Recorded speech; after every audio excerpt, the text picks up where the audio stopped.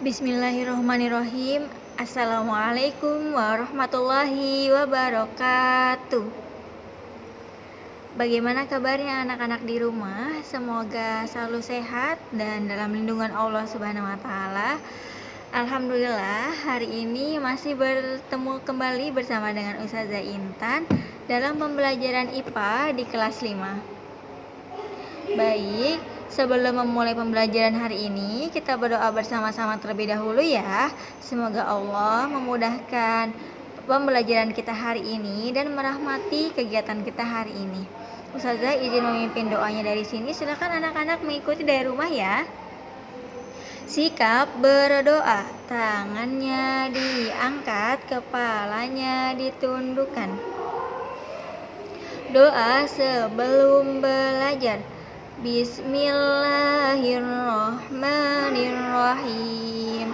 Rabbi zidni ilman warzuqni fahman birahmatika ya arhamar rahimin. Baik, selanjutnya Ustazah izin mengingatkan kembali aturan pembelajaran IPA hari ini. Yang pertama, pastikan anak-anak fokus menyimak video pembelajaran hingga tuntas. Lalu yang kedua, pastikan bekerja tuntas. Yang ketiga, pastikan bertanggung jawab dengan proyek yang telah ditugaskan dan melapor pekerjaan yang telah ditugaskan.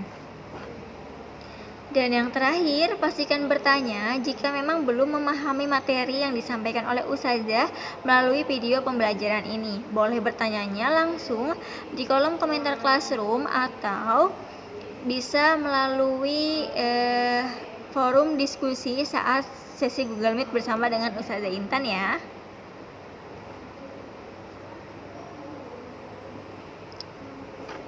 Ya, baik anak-anak, hari ini kita akan belajar tentang hubungan makhluk hidup dalam ekosistem. Ya, masih berhubungan dengan tema kita yaitu tema 5 tentang ekosistem. Subtemanya hubungan makhluk hidup dalam ekosistem. Apa saja yang akan kita pelajari? Sebelumnya, Ustazah dan teman-teman guru yang lain memiliki sebuah lagu tema tentang simbiosis, nadanya Cowboy Junior. Judulnya mungkin teman-teman sudah tahu lagu ini. Boleh ya mengikuti dari rumah. Ustazah akan bernyanyi tentang lagu tema simbiosis ini ya. 1, 2, 3. Hei kawan, marilah kita belajar tentang simbiosis. Simbiosis diartikan hubungan antara dua jenis makhluk hidup. Ada 3 jenis hubungan yang dipelajari dalam tatanan ekosistem kita. Mutualisme, saling menguntungkan dua belah pihak. Parasitisme dapat merugikan salah satu pihak. Dan komensalisme, hanya satu pihak yang untung, namun pihak lain pun tidak merasa rugi.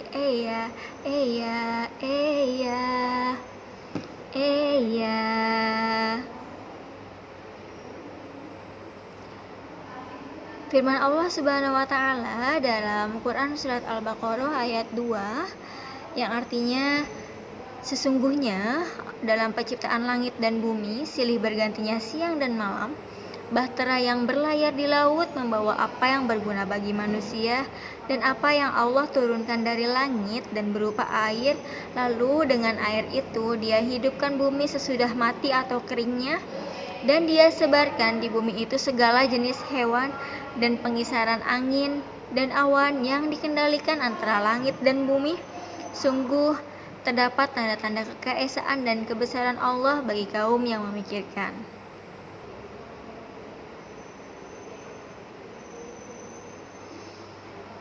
Selanjutnya, kita akan belajar tentang rantai makanan.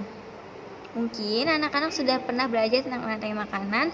Kita sama-sama pelajari kembali ya. Definisi dari rantai makanan adalah peristiwa makan dan dimakan antara makhluk hidup dengan urutan tertentu dalam suatu ekosistem.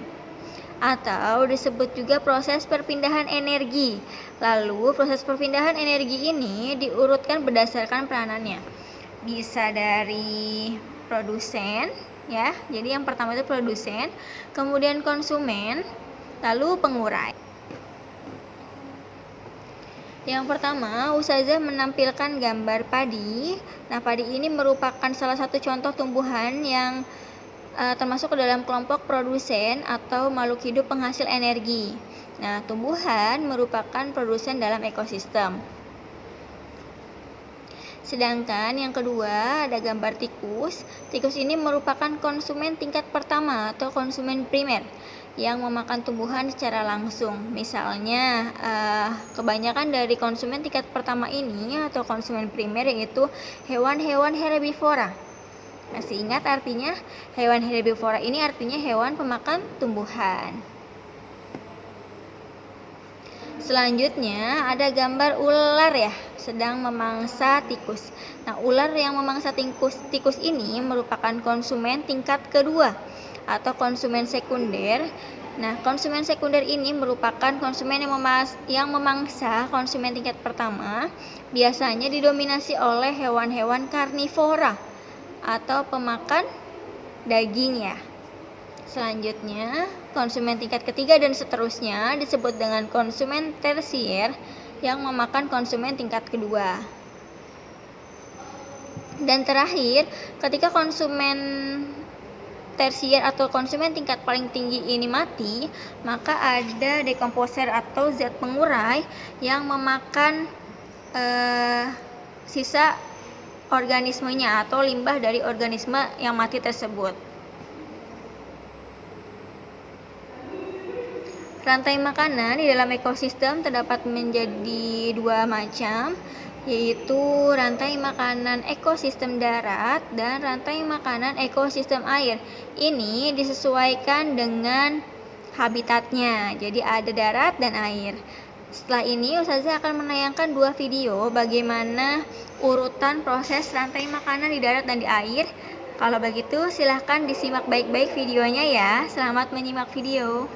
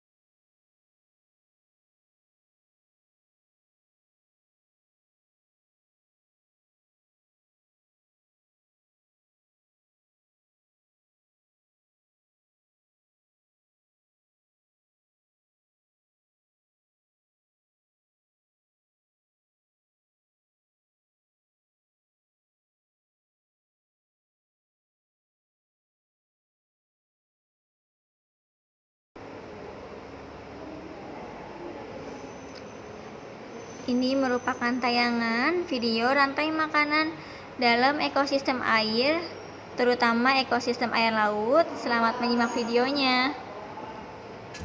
Assalamualaikum warahmatullahi wabarakatuh. Di sini saya memenuhi tugas rumah dari mata kuliah multimedia. Untuk membuat video sekarang saya mengambil judul rantai makanan di laut. Pertama-tama perkenalkan, nama saya Alfandari, jurusan Teknik Elektro, Prodi S1 Teknik Informatika dari Universitas Negeri Malang.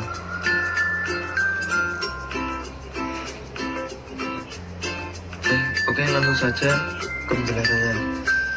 Rantai makanan adalah perpindahan energi makanan dari sumber daya tumbuhan melalui seri organisme atau melalui jenjang makan. Rantai makanan merupakan bagian dari jaring-jaring makanan, di mana rantai makanan bergerak secara linear dari produsen ke konsumen teratas. Dalam rantai makanan, ada tingkatan utama yang sering disebut produsen, konsumen, dan pengurai. Yang pertama, produsen. Produsen merupakan urutan pertama dari rantai makanan. Produsen merupakan penyedia makanan dari awal dalam rantai makanan. Produsen ini selalu tumbuhan, karena hanya tumbuhan yang bisa memasak makanan sendiri. Yang kedua, konsumen. Konsumen merupakan makhluk hidup yang memperoleh makanan dari produsen maupun konsumen lain. Oleh karena itu terdapat konsumen 1, konsumen 2, dan konsumen lainnya sesuai tingkatannya. Yang ketiga, zat pengurai. Zat pengurai ini merupakan tingkatan terakhir dari rantai makanan. Zat pengurai ini berupa bakteri mikroba yang akan menghancurkan hewan terakhir dari rantai makanan jika hewan tersebut mati. Dan zat pengurai merupakan bahan makanan dari produsen sehingga rantai makanan akan terjadi terus-menerus. Langsung saja ke contohnya. Contoh dari rantai makanan yang ada di laut. Yang pertama, fitoplankton. Pada rantai makanan yang paling bawah, fitoplankton yaitu makhluk hidup bersel satu yang hidup melayang-layang dengan ukuran mikroskopis. Ini hidup sebagai produsen. Disebut demikian karena kemampuannya melakukan fotosintesis karena memiliki klorofil, sehingga dapat membuat makanan sendiri. Selanjutnya, zooplankton. Hewan kecil yang hidup melayang-layang ini adalah predator bagi fitoplankton. Hewan air ini tidak dapat melakukan fotosintesis seperti fitoplankton, sehingga pada rantai makanan harus memakan makhluk hidup yang lebih kecil. Dalam hal ini, zooplankton disebut sebagai konsumen 1. Di atasnya fitoplankton dan zooplankton adalah hewan-hewan kecil seperti ikan kecil, ikan herring, kepiting, lobster, dan sebagainya. Pada tingkatan ini disebut konsumen tingkat 2. Sedangkan pada posisi tertinggi rantai makanan yaitu hewan laut besar seperti ikan hiu, gurita, ikan pedang yang memakan hewan-hewan laut kecil. Selanjutnya, ketika hewan-hewan laut yang besar mati, ini akan dilakukan dekomposer. Dekomposer menempati posisi sebagai pengurai. Bakteri laut, bintang laut, belut laut, cacing laut yang bertindak sebagai dekomposer ini menjaga keseimbangan rantai makanan di laut. Kehadirannya membuat makhluk hidup yang mati membusuk sehingga menjadi komponen yang lebih kecil lagi dan dapat menjadi sumber nutrisi untuk membuat makanan bagi produsen dan lainnya. Mungkin itu penjelasan dari saya. Assalamualaikum warahmatullahi wabarakatuh. Iya, baik, alhamdulillah. Tadi kita sudah simak bersama ya video tentang rantai makanan di laut atau di air. Itu yang pertama, fitoplankton. Fitoplankton itu hewan bersel satu atau mikroorganisme yang mirip tumbuhan karena memiliki klorofil atau zat hijau daun sehingga berperan sebagai produsen dalam rantai makanan. Kemudian nantinya fitoplankton ini akan dimakan atau dikonsumsi oleh zooplankton yang memakan fitoplankton. Setelah itu zooplanktonnya akan dimakan oleh ikan-ikan kecil. Ikan kecil ini nanti akan dimakan oleh ikan besar seperti hiu, paus, dan jenis ikan besar lainnya yang menjadi konsumen tertinggi di air. Kemudian setelah hewan-hewan besar ini mati atau punah, maka akan diuraikan oleh dekomposer seperti bintang laut, bakteri laut, ular laut, dan cacing laut.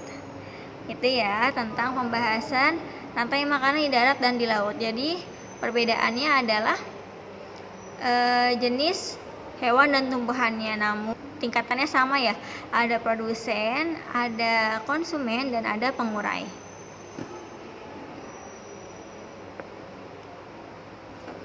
Selanjutnya di sini Ustazah akan menjelaskan tentang jaring-jaring makanan.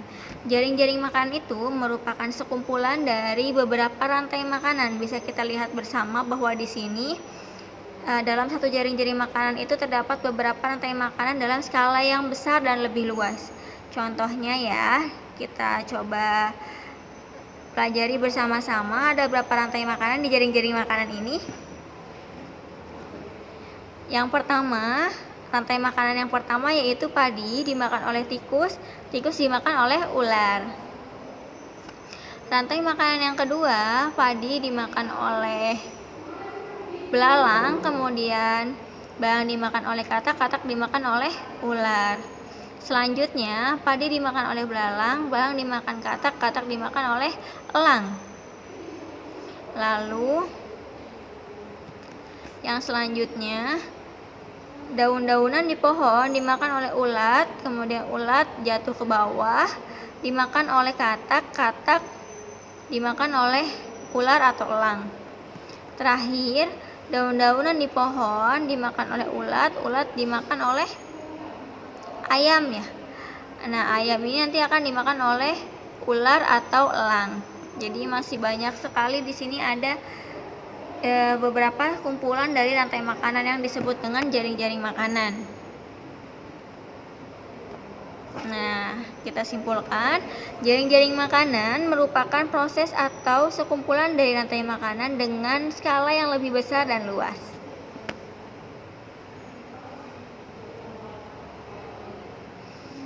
Selanjutnya akan kita bahas adalah interaksi yang terjadi dalam ekosistem. Ada apa saja? Yang pertama netral, yang kedua predasi, yang ketiga simbiosis, yang keempat antibiosis, dan yang kelima kompetisi. Netral. Netral ini interaksi yang terjadi antara dua makhluk hidup yang tidak merugikan satu sama lainnya. Jadi mereka hidup biasa saja dan tidak saling mengganggu. Biasanya interaksi ini terjadi antara hewan yang tidak memiliki kesamaan baik dalam makanan maupun tempat tinggal, sehingga tidak terjadi proses mangsa-memangsa atau persaingan dalam interaksi ini. Di sini contohnya adalah burung dan kucing ya, mereka bisa hidup berdampingan. Kemudian predasi. Predasi ini adalah interaksi antara mangsa dan pemangsa dalam sebuah ekosistem. Interaksi ini akan menjaga keseimbangan ekosistem dan jumlah pemangsa atau mangsanya dalam ekosistemnya. Contohnya zebra dan singa di padang savana Afrika. Nah, ini ya, saling memangsa satu sama lain.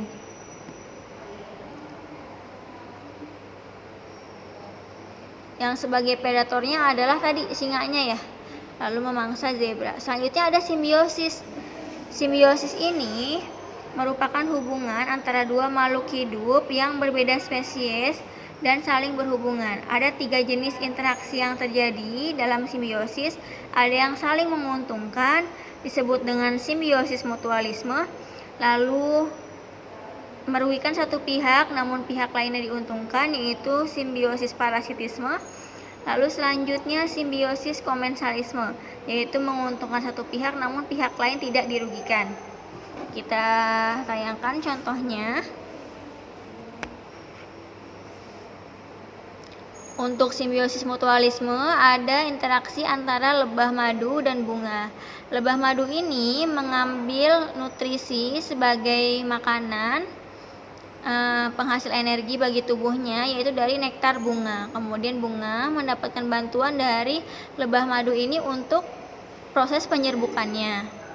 Itu saling menguntungkan ya kedua belah pihak.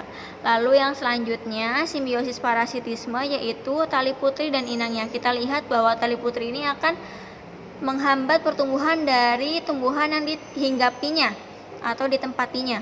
Sedangkan tali putri ini mengambil nutrisi agar tetap bisa bertumbuh dan berkembang ketika menumpang dengan tumbuhan yang lain.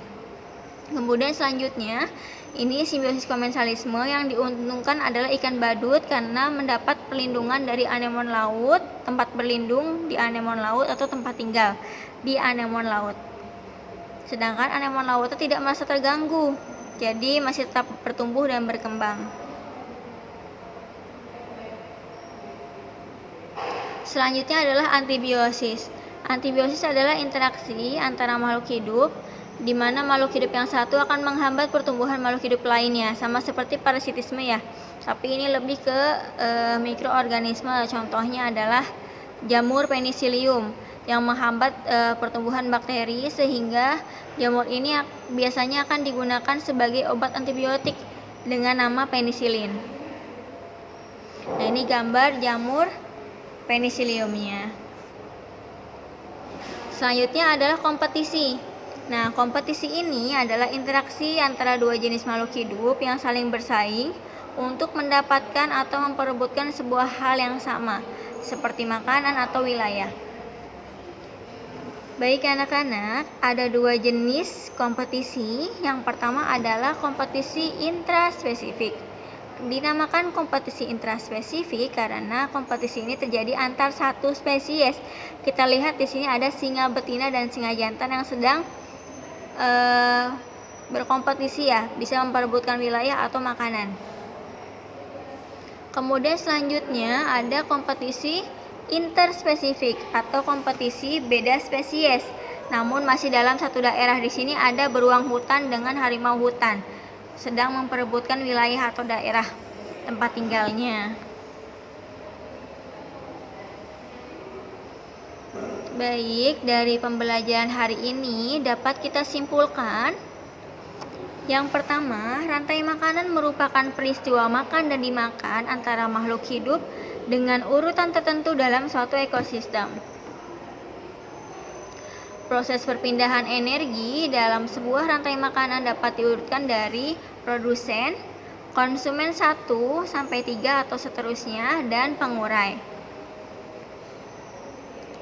Yang ketiga, terdapat dua macam rantai makanan dalam ekosistem, yaitu rantai makanan di darat dan rantai makanan di air. Jaring-jaring makanan merupakan proses atau sekumpulan dari rantai makanan dengan skala yang lebih besar dan luas. Kemudian, interaksi yang terjadi dalam ekosistem terdiri dari netral, predasi, simbiosis, baik simbiosis mutualisme, parasitisme atau komensalisme, antibiosis, dan kompetisi intraspesifik dan interspesifik. Simbiosis mutualisme merupakan jenis simbiosis dua makhluk hidup yang berbeda spesies dan saling menguntungkan satu sama lainnya. Contohnya lebah madu dan bunga.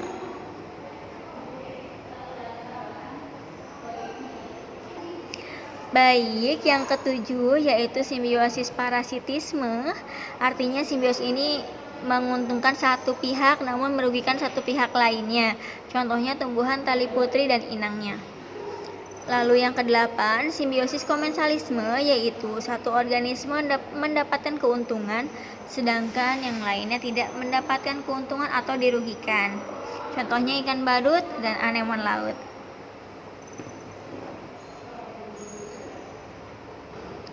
Kompetisi intraspesifik adalah kompetisi yang terjadi antara dua individu atau organisme yang memiliki spesies yang sama. Contohnya, kompetisi antara singa jantan. Mereka saling bersaing dengan singa betina untuk memperebutkan makanan atau daerah kekuasaan. Kemudian kompetisi interspesifik adalah kompetisi atau persaingan terjadi antara dua individu atau organisme yang berbeda spesies. Contohnya kompetisi antara beruang hutan dan harimau yang memperebutkan suatu daerah di hutan. Hikmah yang dapat kita pelajari dari materi hari ini adalah akhlak, adab, dan etika terhadap lingkungan dalam Islam. Yang harus diperhatikan oleh manusia adalah pada saat mengelola bumi dan seisinya, yaitu hendaknya manusia memperhatikan kelestarian alam dan hak manusia lainnya, serta satwa maupun tumbuh-tumbuhan. Pada saat akan mengeksploitasi alam dan seisinya, manusia harus bisa menghindari terjadinya kerusakan alam, yang nantinya justru akan mengancam kehidupan manusia itu sendiri. Rusaknya alam ini karena manusia mengabaikan pentingnya kelestarian alam itu. Ketika tindakan manusia mengabaikan kelestarian alam ini dilakukan berulang-ulang, maka akan berdampak buruk bagi manusia itu sendiri. Karena Allah telah mendesain sedemikian rupa ekosistem di bumi, namun manusia itu menyalahi desainnya. Dan dampak buruknya yang bisa diakibatkan yaitu terjadinya berbagai macam bencana seperti banjir, longsor, pencemaran air maupun udara atau tanah, perubahan iklim, kekeringan, dan musibah yang lainnya. Oleh karena itu, dalam Quran Surat Al-A'raf ayat 56, Allah Subhanahu wa Ta'ala berfirman, "Dan janganlah kamu membuat kerusakan di muka bumi sesudah Allah memperbaikinya, dan berdoalah kepadanya dengan rasa takut tidak akan diterima dan harapan akan dikabulkan. Sesungguhnya rahmat Allah amat dekat kepada orang-orang yang berbuat baik." Quran Surat Al-A'raf ayat 56. Nah, itu hikmah yang bisa kita ambil dari pelajaran hari ini. Selanjutnya, proyek IPA hari ini yaitu anak-anak selama 2 pekan ini akan ditugaskan untuk membuat miniatur ekosistem. Adapun pekan ini silakan dilaporkan alat dan bahan yang disiapkan untuk membuat miniatur ekosistem di rumah.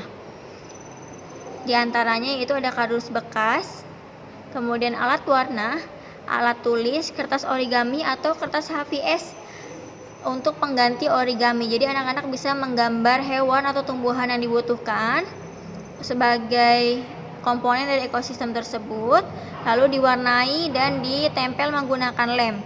Kemudian gunting, bebatuan, rumput, dan hiasan lainnya untuk melengkapi maketnya. Kirimkan alat dan bahan yang sudah disiapkan untuk pembuatan maket dalam bentuk foto di aplikasi Google Classroom dalam waktu 1x24 jam. Jadi ini silakan disiapkan dulu alat dan bahannya. Setelah sudah disiapkan, anak-anak boleh memulai langsung proses pengerjaannya. Namun, proses pengerjaan ini atau pembuatan maket ini diberi tenggat waktu hingga 20 November 2020. Itu paling lambat dituntaskan. Lalu dokumentasikan proses pembuatannya sampai hasil dari karya teman-teman dalam bentuk foto saja. Kalau begitu, terima kasih. Semoga tetap semangat belajar dari rumah. Selamat mengerjakan proyek miniatur ekosistem ini, karena insya Allah ini adalah tema terakhir dalam pembelajaran kita di semester 1 bersama dengan Ustazah Intan.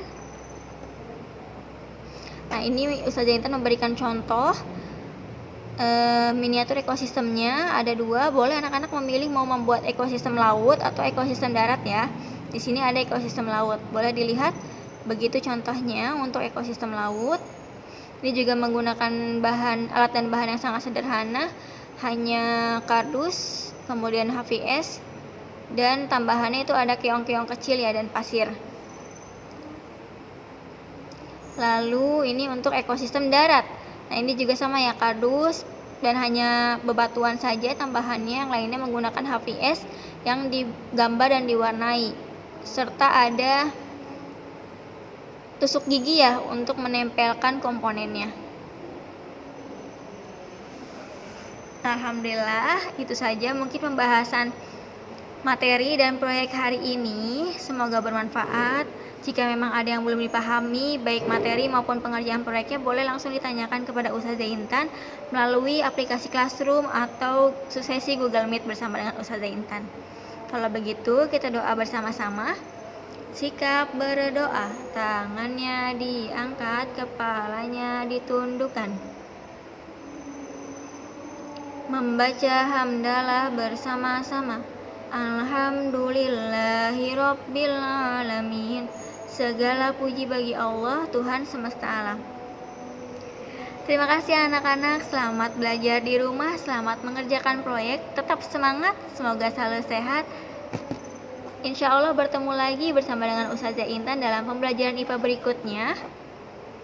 Wassalamualaikum warahmatullahi wabarakatuh.